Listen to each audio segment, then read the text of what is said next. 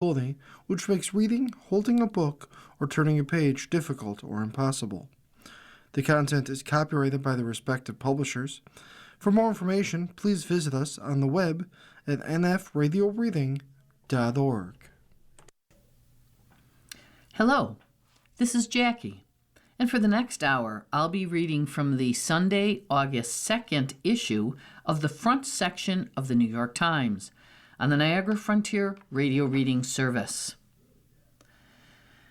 Vintners are tearing out their hair and vines. Soledad, California.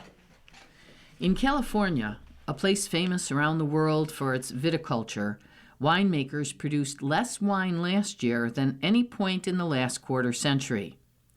It's often cheaper to let grapes rot on the vine than to harvest them because so many unsold bottles clog the shelves of storerooms and wine shops. So, on a sunny morning in Soledad, California, in a valley made famous by the author John Steinbeck, Jason Smith acquiesced to simple economics. A worker unceremoniously drove a tractor and ripped out Mr. Smith's Pinot Noir grapes from the ground. Another set fire to the wooden posts that for years had propped up the vines. And Mr. Smith leaned against his white Suburban under the shade of a coastal oak, watching one of his Pinot vineyards go up in smoke. He had decided to sell all of his land and shut down his family business, which had survived for 51 years. "There's literally no way for me to make money," Mr. Smith, 57, said. Nationwide, wine sales are at their lowest level in more than 2 decades, as people drink less amid growing public health warnings that alcohol is unhealthy. Sales have also suffered as many younger drinkers have found traditional wines stodgy and difficult to understand and preferred canned cocktails, seltzers, and non-alcoholic beers and spirits.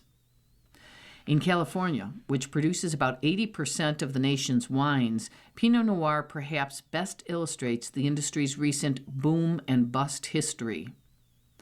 The light-bodied wine, originally from France's Burgundy region, was once less popular among average wine drinkers here than reds such as Cabernet Sauvignon and Merlot. Then came the 2004 movie Sideways with Paul Giamatti as an aspiring novelist and wine snob who extolled the Pinot Noir's thrilling and subtle flavors. The indie film set off a Pinot Noir boom in California. Sleepy tasting rooms in Central California, where the movie took place, filled with customers. Those already producing Pinot sold out their inventories in record time. Across the state, growers planted it anywhere they could. "You could almost feel it," said Mark McWilliams, who recently closed his Pinot Noir-focused winery in Sonoma County, and recalled the frenzy of the 2000s. All people wanted was Pinot Noir. In the early 1970s, Mr. Smith's family moved to coastal Monterey County because his father, who had a degree in agriculture and had been working in a lab, saw promise in the nascent wine business there. The region, about 100 miles south of San Francisco, is an agricultural hub with hot sunny days and foggy nights, the perfect climate for cultivating the delicate grapes needed for Pinot Noir and Chardonnay.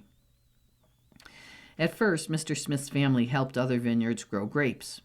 Then they bought their own land. Over time, his company, Valley Farm Management, acquired 3,000 acres and sold fruit to some of the largest wineries in the state. Mr. Smith was already growing Pinot Noir when Sideways premiered. Afterwards, he replaced some of his Merlot grapes with more Pinot.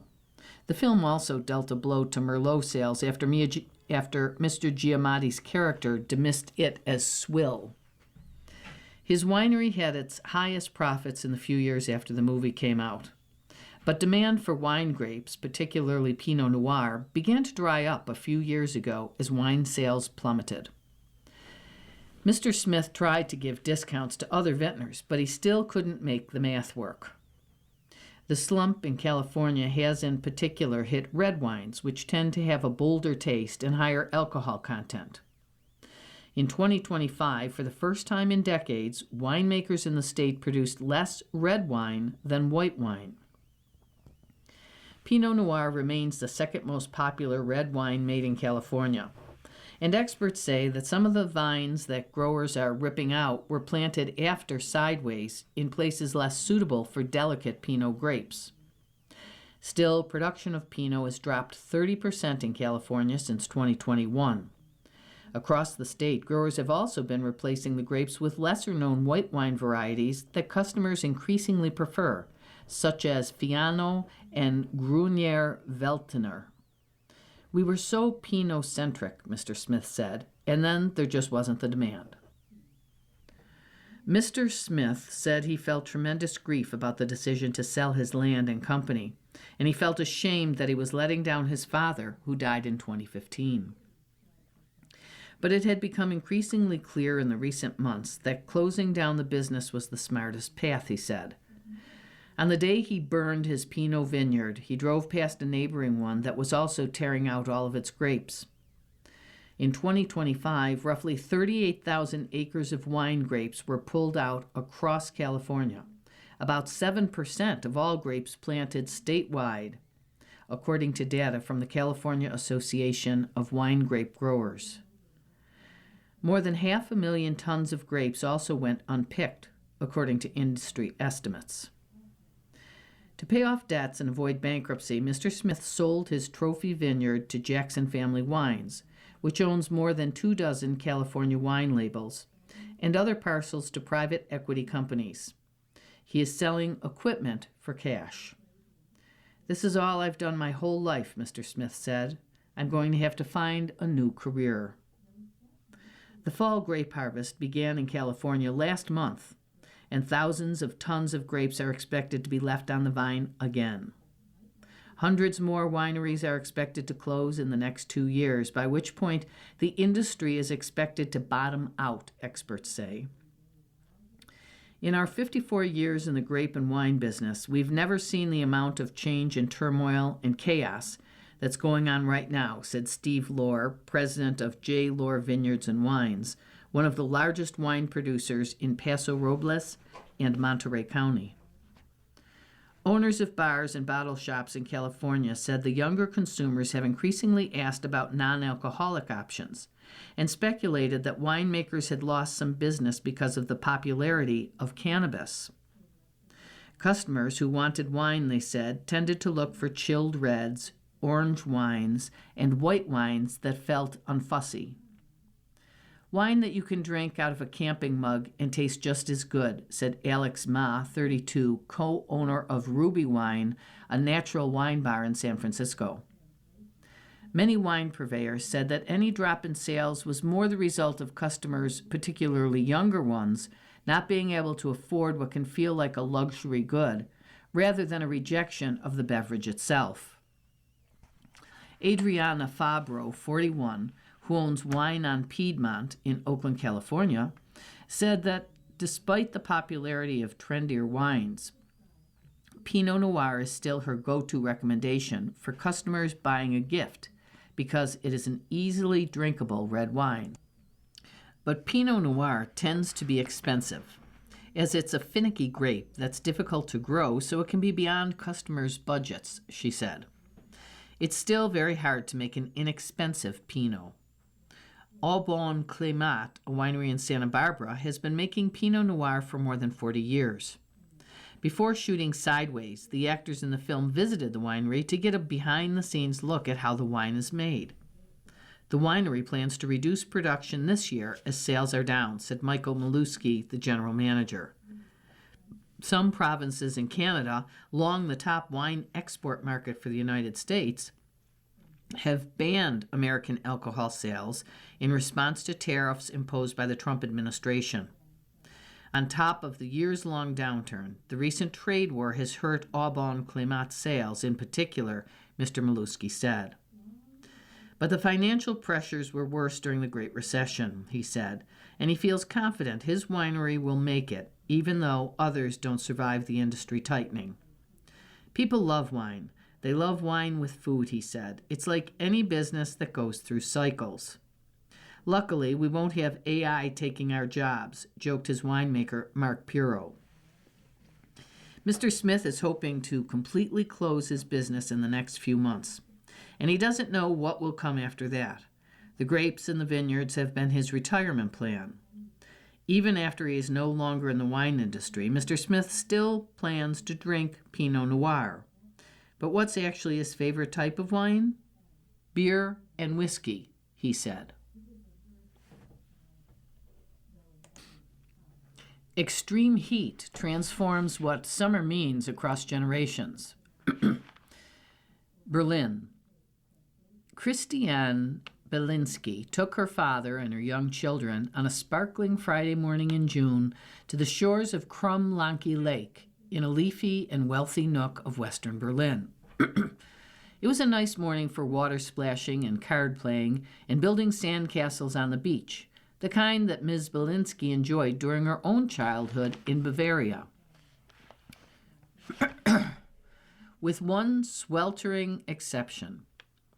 It wasn't that hot when she was young, Ms. Belinsky, 38, said. Definitely not that hot.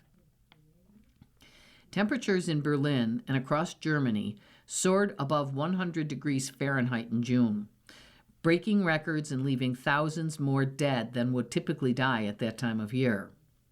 Another heat wave has been hitting this past week. This is the new reality in Europe, the world's fastest heating continent, where children are growing up with a radically changed version of summer from what their parents and grandparents experienced. The generation that was at school in the 70s lived in a very different time, said Achim Steiner, 65, the chairman of the Hamburg Sustainability Conference, which works to mitigate and adapt to climate change. Mr. Steiner recalled his youth in northwestern Germany near Osnabrück, where his school had a policy of closing if the temperature rose above about 80 degrees Fahrenheit. That happened once every few years, he said.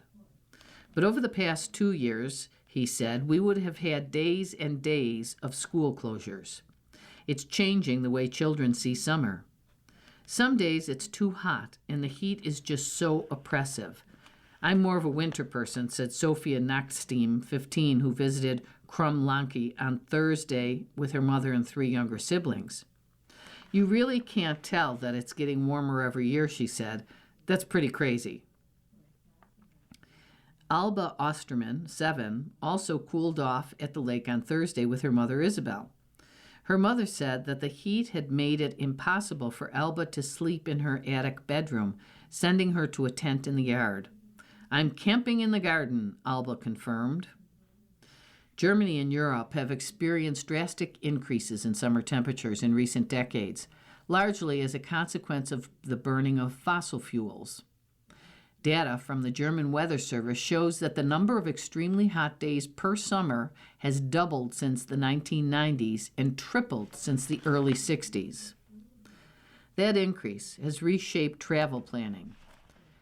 As Southern Europe experiences some of its worst wildfires in modern history, the European Union reports that travelers are increasingly shunning the scorching shores of the Mediterranean during summer and instead vacationing further north.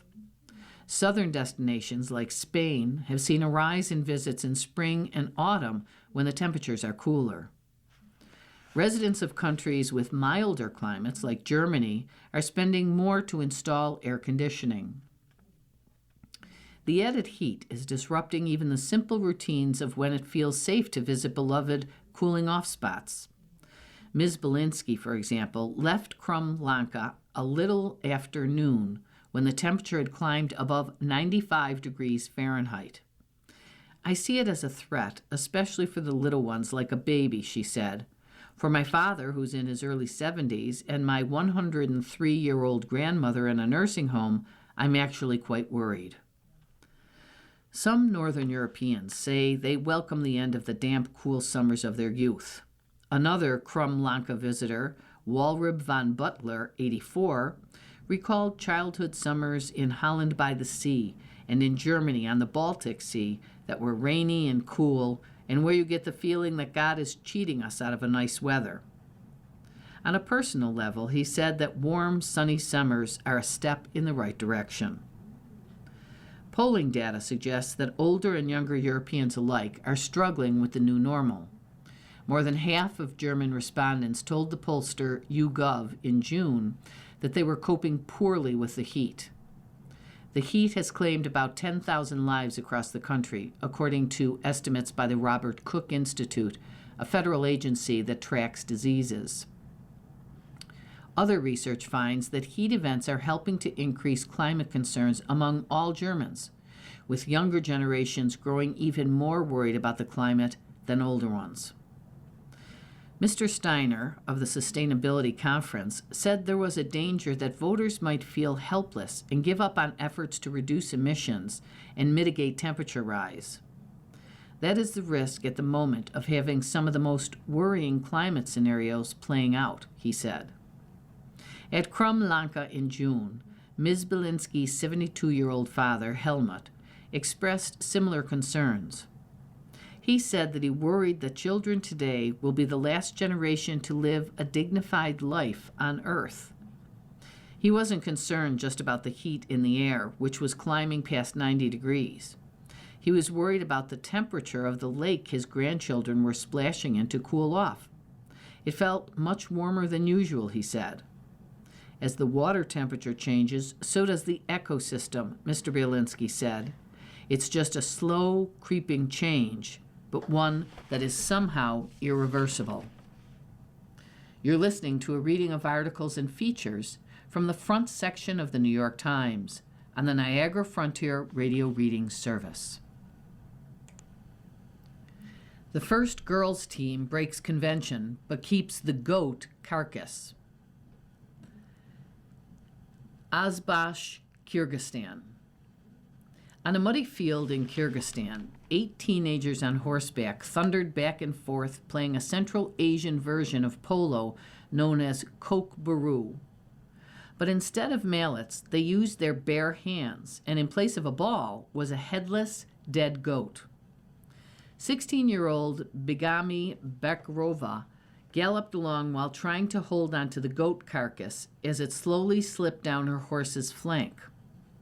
2 boys rode on either side of her, jostling, yelling, and grabbing for the goat. Spectators scattered from the sidelines as the riders and horses approached at full gallop. The game was not an unusual sight in Azbalash, a village of a few hundred wood and clay homes near the Tian Shan Mountains of Kyrgyzstan, where kookaburra is the national sport. The unusual sight was Begimai, a woman in a game that has been played for hundreds of years almost exclusively by men. Last year, Begimai and 5 other teenagers formed the first women's kokburu team in Kyrgyzstan. Every girl has her passion, said Begimai, whose short black ponytail stood out among the crew cuts on the pitch. When people tell her that kokburu is not for women, she said she tells them that if a woman has the skill and the desire, then kokburu is for her too. I would like more parents to let their girls play, she said. Despite negative comments online and criticism in the village, Birgami's team has been inspiring a small but growing number of women and girls who want in on the rough-and-tumble sport. Kokburu means gray wolf in Kyrgyz and originated as a game shepherds played with a wolf carcass. A goat was swapped in later. Variants of kokburu are played across Central Asia, but in northern Kyrgyzstan, it is usually played between 2 teams of 4 riders who vie to grab a goat carcass from the ground or each other and chuck it into a large basin on either end of the field. The game is tough on both riders and horses, which can collide at high speeds. In 2025, 2 men died playing in Kyrgyzstan. Since Kyrgyzstan became independent after the breakup of the Soviet Union in 1991, it has sought to revive traditional sports, but paid most of the attention to men's disciplines like Koch-Baru, said Elena Molchanova, a social scientist at the American University of Central Asia, who has written about gender roles in Kyrgyzstan's traditional sports. But a women's Koch-Baru team isn't a break with tradition, Professor Molchanova said, because women on horseback have always had an important role in nomadic Kyrgyz society and legend. Birgamai, the fourth of 6 siblings, 5 sisters and 1 brother, began riding horses when she was young. She began to take a serious interest in Koch-Baru after attending several matches in which her brother was competing. She started training with her father, Babek Bishjakiv, who raises horses and once competed in Koch-Baru.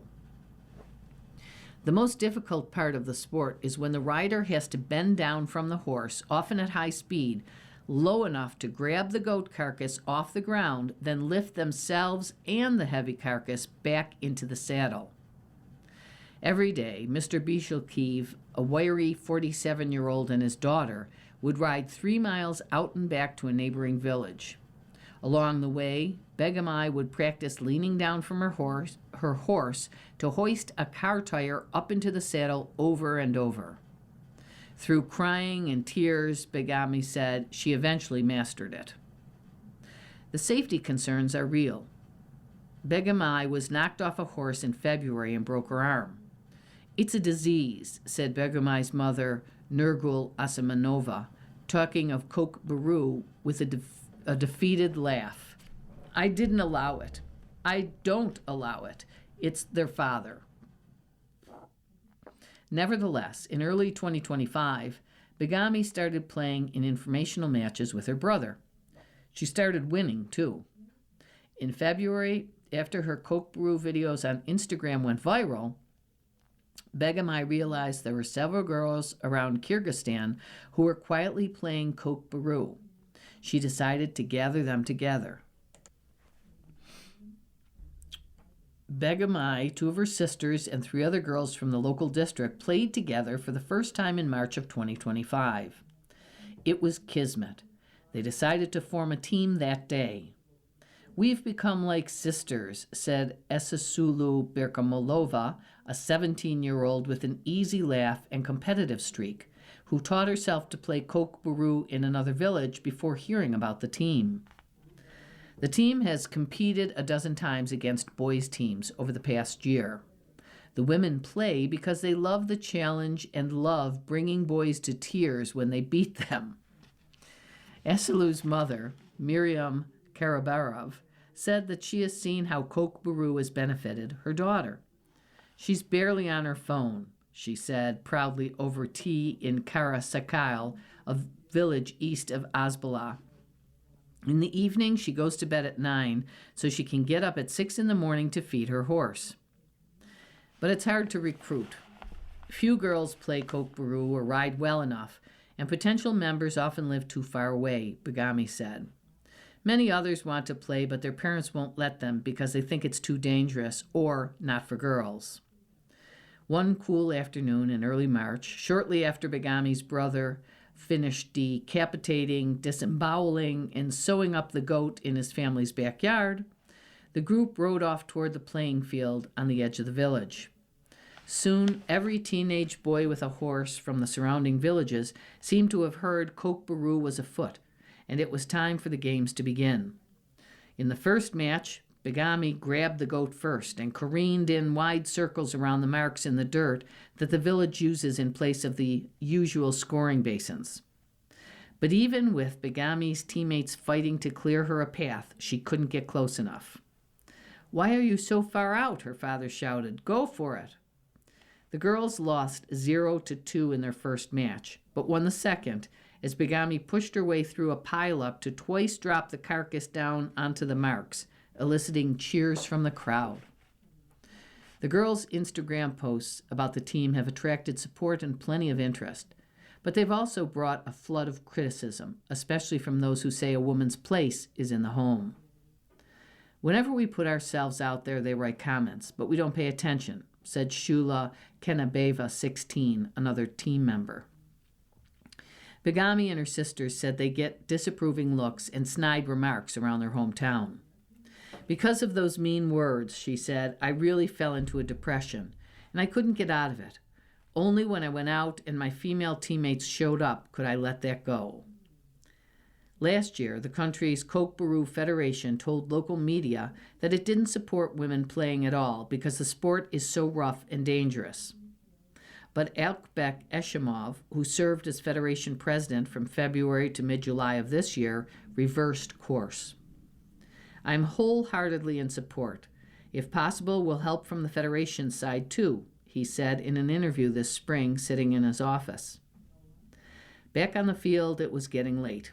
Soon the family would skin the goat carcass, now thoroughly tenderized, cook it in a large pot over an open flame, and serve it with onions and herbs. But Begami wasn't quite ready to quit. Let's play one more, she entreated as everyone circled up. The other girls were exhausted, but enough boys were game. Begami galloped off towards the carcass lying in the dirt. The lonely ponytail bounced on her back.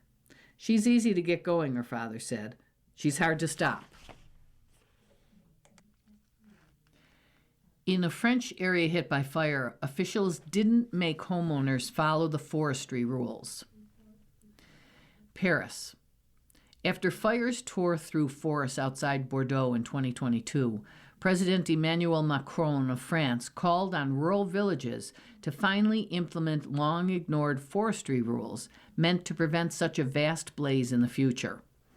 Among other requirements, residents in that region were instructed to clear all bushes and prune low-hanging tree branches within 50 meters, or roughly 54 yards, of their homes, making it harder for fires to reach the villages. Mayors were meant to issue fines of roughly $860 to those who didn't comply. 4 years to the month later, officials have rarely ensured that residents adhere to those rules in the forests west of Bordeaux, according to the president of Union of Regional Forest Owners, 4 local mayors, 2 experts, and an analysis by the New York Times of satellite imagery of 23 evacuated villages. Many residents did not clear vegetation near their homes because they could not afford the high annual cost and because they did not own the land where the brush was growing, according to the mayors. That lapse, the experts said, may be among the reasons that another fire tore so easily through villages in the region last month, spurring the largest peacetime evacuation in French history. The fire, France's biggest in decades, burned more than 42,000 hectares and destroyed at least 240 houses. Prosecutors said the fire's initial spark came from a brush clearing machine used by contractors for an electricity company near a high-voltage power line on the outskirts of one town, Samos. The authorities have announced no firm conclusions about why the fire then spread so fast, and their investigations are likely to take months. In general, such fires are occurring more often and becoming more intense, scientists say, because the burning of fossil fuels has made hotter temperatures more likely. That dries out the landscape, making it easier for fires to spread.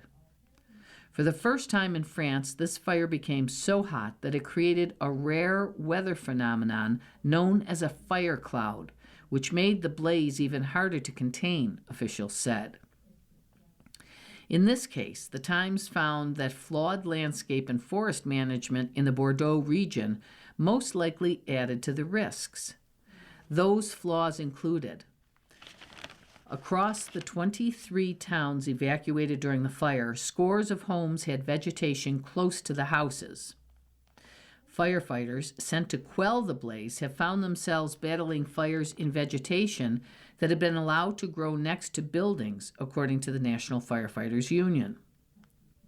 Nationally, more than 60% of French properties don't comply with the state regulations, according to Christophe Chantepie, a fire expert at the National Forests Office, citing visits that officials make to roughly 10,000 properties per year. There were very few actual changes made after 2022, said Arthur Gurin-Turk, an an academician at the Sorbonne University, who wrote his doctoral thesis on the aftermath of the 2022 fires and grew up in the area. His relatives fled their cottage after the fire broke out about 9 miles away. There were no new fuel breaks or land management adjustments, and very few new fire breaks were created, he said. After 2022, he added, we basically went right back to business as usual. The forest west of Bordeaux, called Landes des Gascons, sprawls across roughly 3 million acres, filling the southwest corner of France. It was planted in the 1850s after Napoleon III ordered regional swamps drained and pines seeded for both his government and private landowners to use. Since then, it's become Europe's largest commercial forest, with tens of thousands of landowners harvesting the pines for paper, cardboard, and wood. In 2022, fires broke out in 2 places in the forest, burning through 80,000 acres. That disaster caused the government to adapt its firefighting strategy for the climate change era and double down on its brush clearing regulations. But few have been enforced. Bruno Lafon, the mayor of Biganos, a town roughly 12 miles south of where the summer's fire started, estimated that only 20% of residents with land abutting the forest had followed the rules, despite his repeated messages and annual meetings about them. In the nearby town of Lanton, where 15 homes burned down this past week, Mayor Luc Ballon estimated the rate was 10 to 20%. I think we all fell a bit short, he said. Many firefighters trying to stop fires reaching such villages were frustrated to find uncleared brush ablaze right next to homes,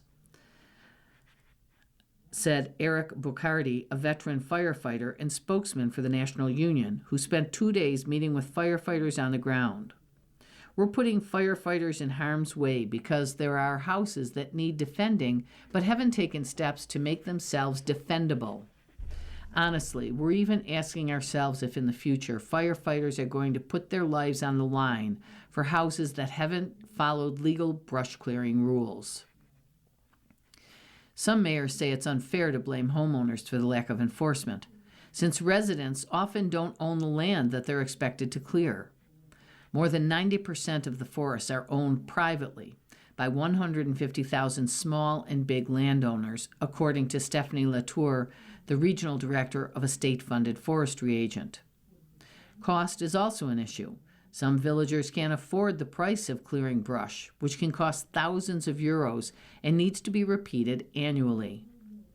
For the average person, it is incomprehensible, Mr. Ballon said. Mr. Lafton, the mayor of Bianos, said he had pushed unsuccessfully for a tax exemption or financial contribution to incentivize people to do this work. If we don't have that, we're never going to get there, he added.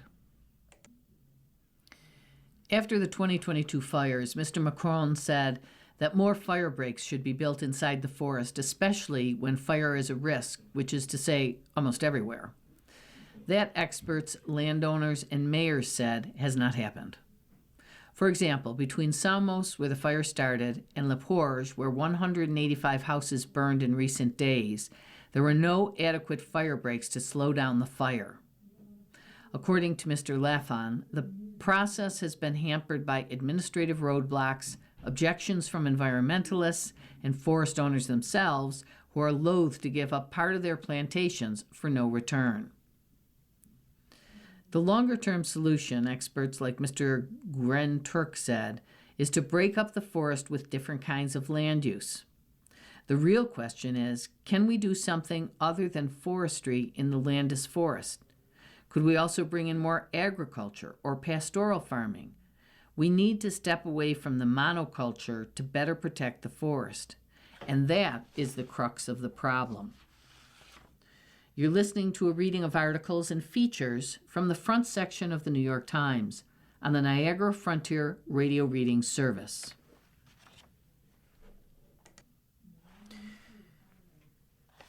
Spain installs floating barrier amid contentious debate over migration policies. Dozens have died trying to enter the autonomous city. Ceuta, Spain. The Spanish authorities said on Saturday that they were installing a floating barrier near a seawall between Morocco and the autonomous city of Ceuta after a surge of tens of thousands of migrants into the territory 2 days earlier raised questions across Europe about Spain's ability to control its borders. The announcement from Spain's Interior Ministry came as a vast majority of those migrants appeared to have left Ceuta, a Spanish exclave in North Africa. For those who have stayed and who have tried to evade the police and angry crowds of locals, the next steps remained unclear. At least 48,300 of the roughly 50,000 to 60,000 people who entered from Morocco had returned there by late Friday afternoon, according to Spain's Interior Ministry, while hundreds more continued to leave throughout the night. A press officer for Spain's government in Ceuta said at least 67 people died trying to enter the city in recent days. The crisis in Ceuta prompted over 20 European Union countries to write a letter to the European Commission asking for an emergency meeting of interior ministers. Prime Minister Pedro Sanchez of Spain wrote his own letter to the Commission that defended his government's migration policies and accused those who had called to suspend Spain from the bloc's free movement zone of being selfish. Most of the migrants who entered Ceuta were young Moroccan men seeking work. On Saturday, a few hundred migrants from elsewhere in Africa rested on a beach in the city's northwest. Many said that they believed Spain could not return them to Morocco because they were from other countries. I don't want to go to Morocco, said Kamal Omar, 24, who said he left his home in Sudan in 2023 because of the civil war there and arrived in Morocco last year. Please give us protection. The Spanish government appeared focused so far on bolstering Ceuta's border with Morocco. On Friday, Mr. Sanchez said Spain would install buoys to create a containment barrier, a physical barrier, if only a visual one. Mr. Sanchez blamed human traffickers for spreading misinterpretations about the ruling, which said that migrants intercepted at sea could not be immediately sent back unless they had bypassed a barrier while trying to reach Spanish territory.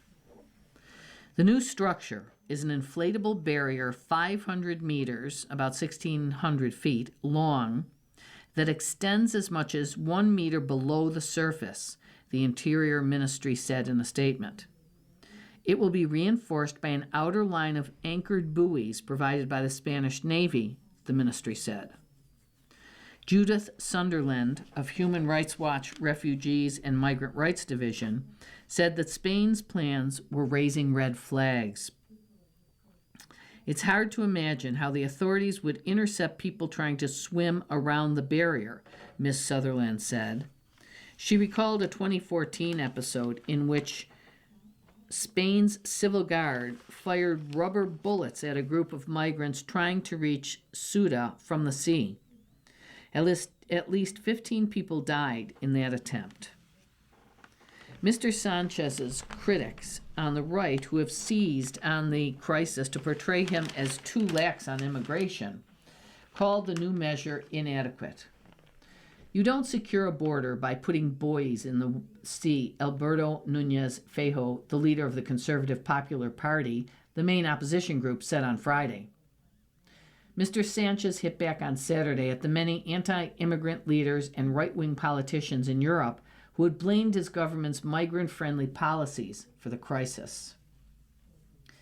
In a letter to the European Commission, Mr. Sanchez said some have chosen to attack Spain and to call for its temporary exclusion from the Schengen area, which allows for freedom of movement among European countries. Such an attitude, driven by prejudice, fake news, ignorance, or political interest, is not only contrary to European law, humanitarian law, and the principles of solidarity that bind us together, Mr. Sanchez wrote in the letter, which his office shared on Saturday. It is also contrary to Europe's long-term interests and to the most basic common sense, he added, noting that Spain has one of the least porous external borders in the EU. 22 European leaders wrote their own letter to the European Commission on Saturday, calling for an urgent meeting of interior ministers and a coordinated response to the crossings in Ceuta. The letter, signed by Prime Minister Giorgia Meloni of Italy and Mette Frederiksen of Denmark and Chancellor Friedrich Merz of Germany, among others, said the EU could not allow mass crossings to create the impression that a migrant's illegal entry can turn into a legal stay. That would encourage further attempts, undermine confidence in our common migration policy, and have repercussions for all member states, the leaders wrote. Ceuta has been governed by Spain for centuries, along with Melilla, another autonomous Spanish city farther east along the same coast. The territories, which have the EU's only land borders with Africa, have long been a source of tensions between Spain and Morocco. While Ceuta is part of the bloc and the Schengen area, it operates under special rules that require additional border controls before people can travel onward to mainland Spain and the rest of the bloc. On Saturday, young Moroccans were still wandering the outskirts of Ceuta, looking for food or sheltering under trees' shade, then rushing into the hills or hiding in the brush when the police officers or soldiers approached. There is still a sense of unease among the population, Juan Jesus Vivas, the president of Ceuta, said on Saturday. You've listening to a reading of articles and features from the front section of the New York Times on the Niagara Frontier Radio Reading Service. California gave rise to drive-thrus. Some cities are just fed up. Los Angeles. It was lunchtime on Saturday in Southern California, and the hunger was 20 cars deep at the In-N-Out Burger drive-thru line. Nose to tail light, the traffic streamed into a jammed parking lot anchored by the Culver City Costco, past seas of parked cars, around families with heaped carts, and toward the Costco gas station and 15-minute oil change shop. The sun glared at the pavement. The air smelled of hot exhaust and onions. This traffic is insane, said Pierre Amour, a 64-year-old photographer from Santa Monica, tucking into a $6.35 double-double in the front seat of a Hyundai. But this is the best burger in the world to me. Is such gratification worth the chaos? That has been the sizzling debate lately in parts of California, the car-obsessed state that gave rise to America's drive-thru culture.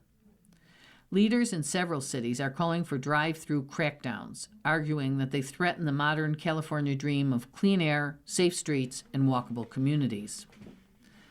This summer, Culver City, a 5-square-mile community with about 40,000 people on the congested west side of Los Angeles County, moved to halt what locals complained was an untenable pileup of drive-thrus.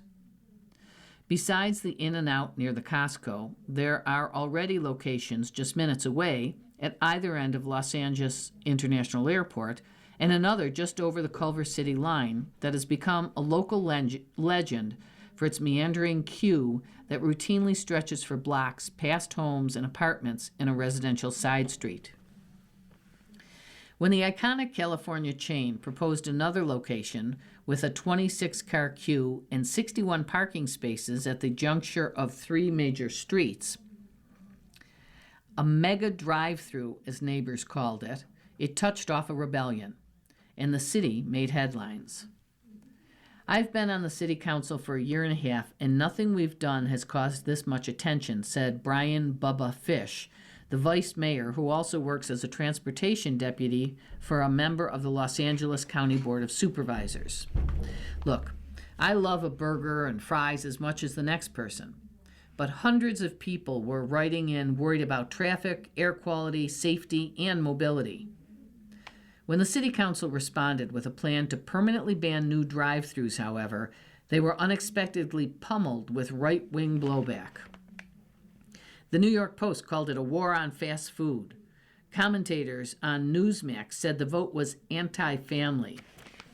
tens of thousands of drive-thrus operate in California, the nation's most populous state. The founders of In-N-Out, in fact, are credited with inventing the genre when they hung a two-way speaker outside their Los Angeles area restaurant in 1948. Drive-thrus spread in the 60s with the nation's freeway system and took off in earnest in the 70s as places like Southern California filled with single-family tract homes and two-car garages.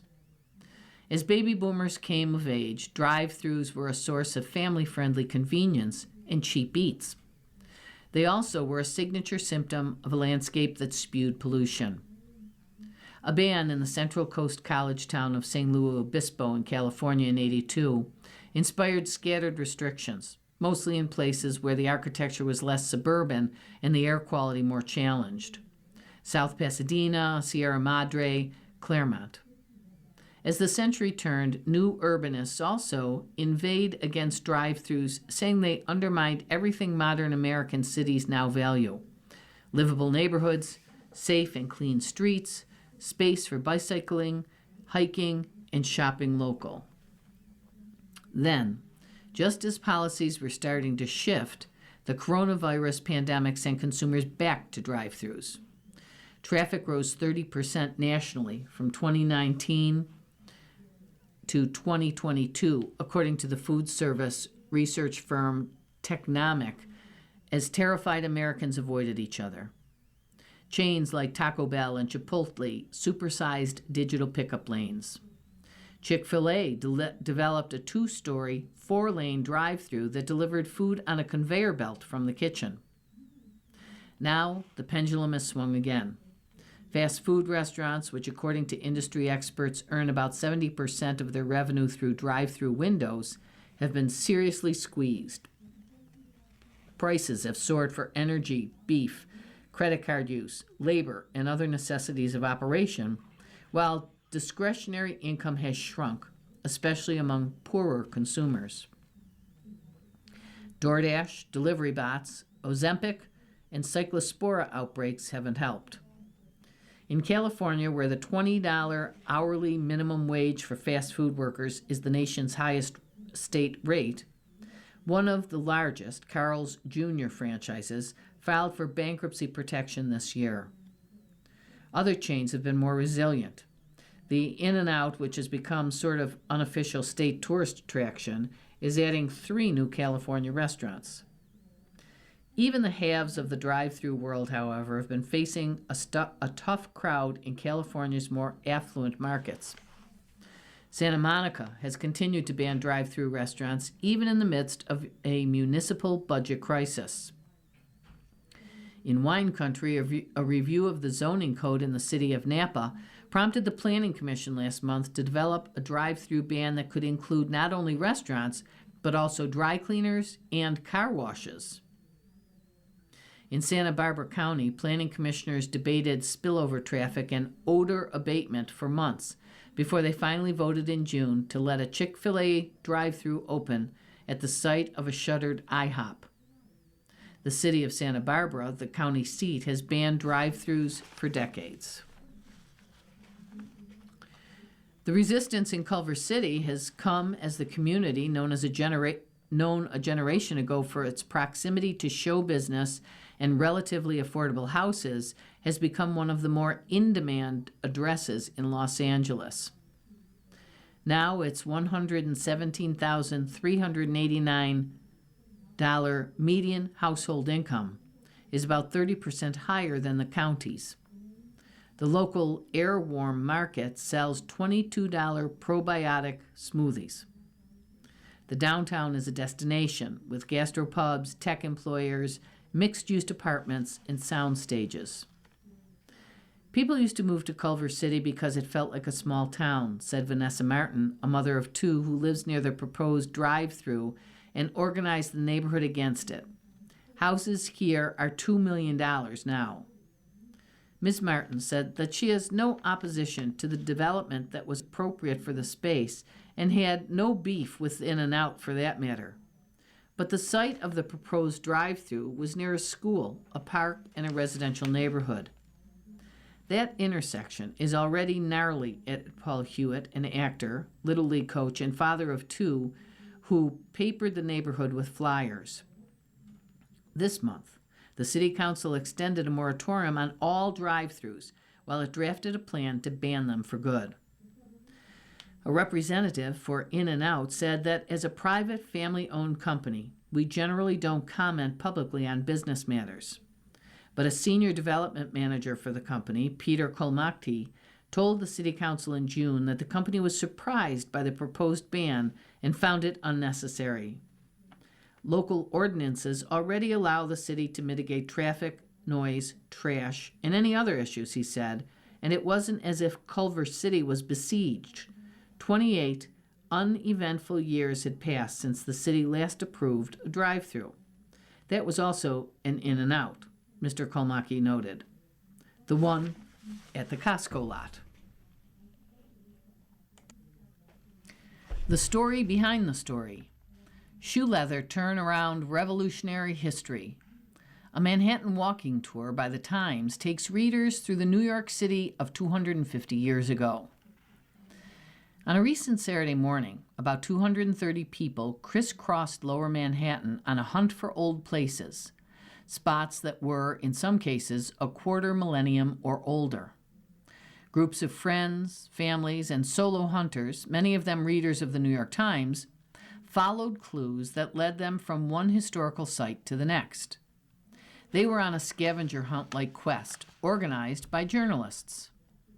The free event, an interactive walking tour called Search for the Past, was tied to the 250th anniversary of the Declaration of Independence. Starting in March, about a dozen Times journalists from the Metro Desk, Special Projects Team, and New Design planned an itinerary that guided participants to 6 spots with ties to the city's history and its role in the American Revolution. We wanted to show how the New York of 250 years ago is still visible today, said Eden Weingart, a visual editor at the Times. Everyone who signed up for the event received an email the day before with one of 6 starting clues. Each led to one of the sites which were scattered around some of the oldest neighborhoods in New York City.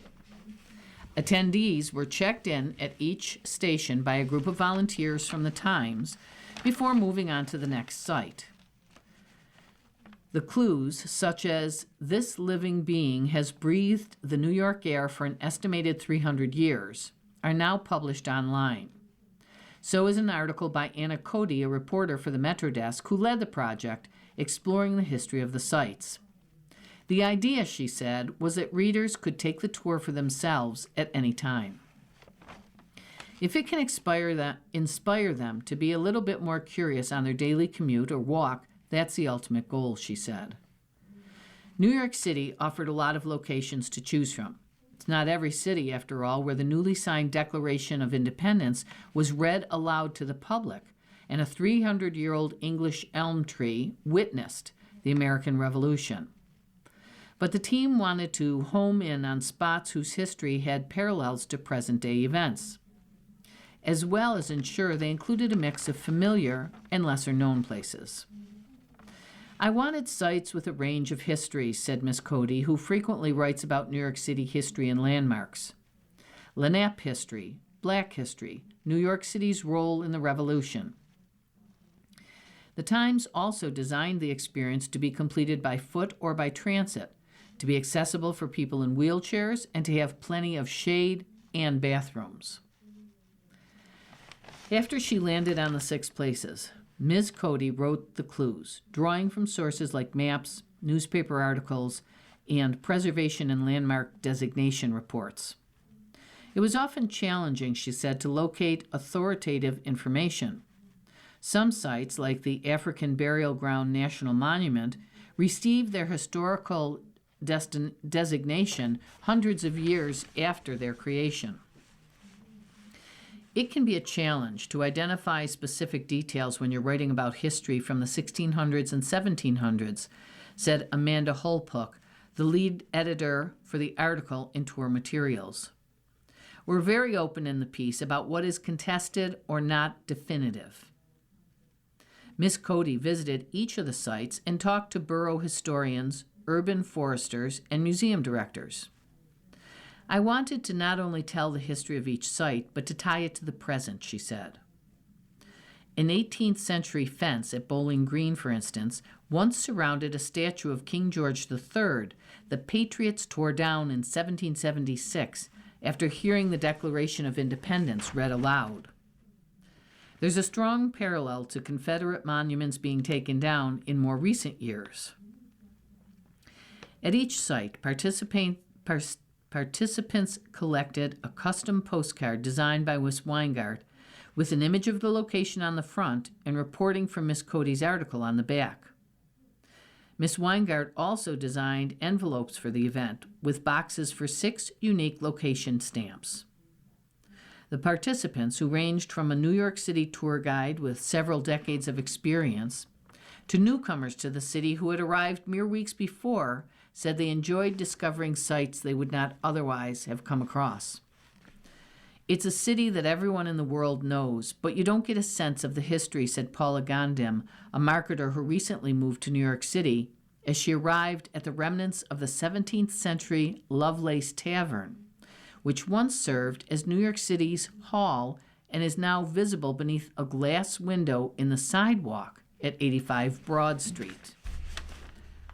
Miss Gondim said the event had made her more curious about her new neighborhood, Chelsea. I'll definitely have to explore more, she said. For the Times journalists who planned the event, that spirit was the goal. They hope to organize more of these kinds of events in the future, Miss Weingart said, with the aim of helping people engage more deeply both with the Times journalism and the places that surrounded them beyond the reach of their phone screens. It's fun to get out and actually do something, Miss Weingart said.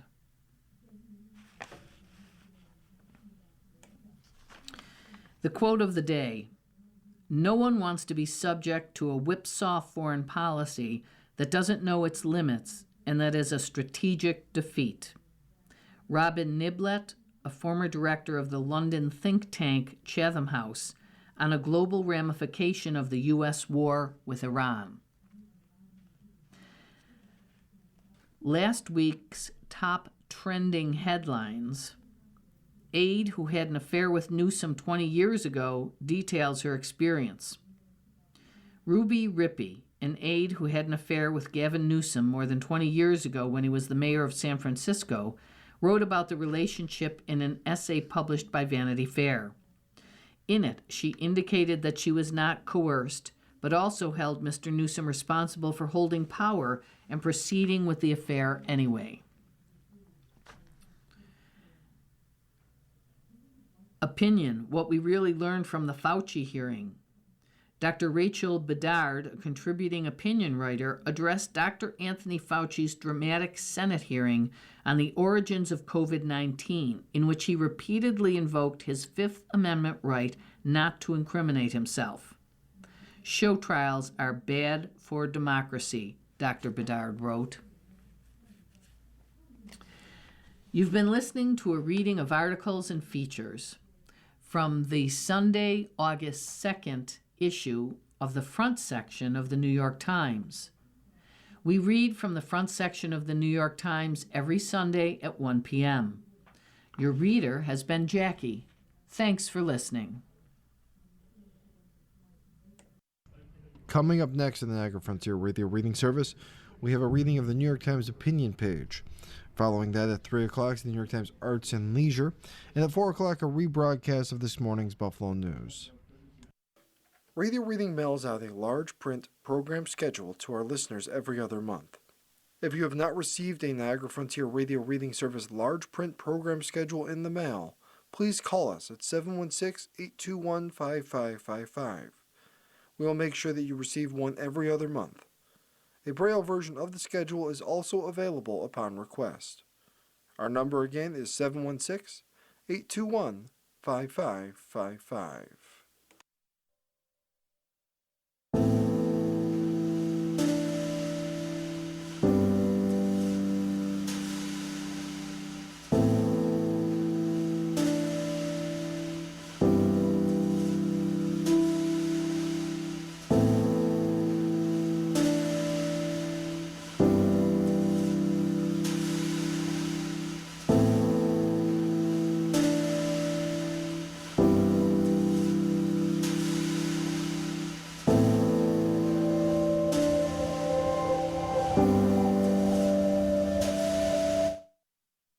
following program is intended for listeners who are blind, have low vision, or have another print disability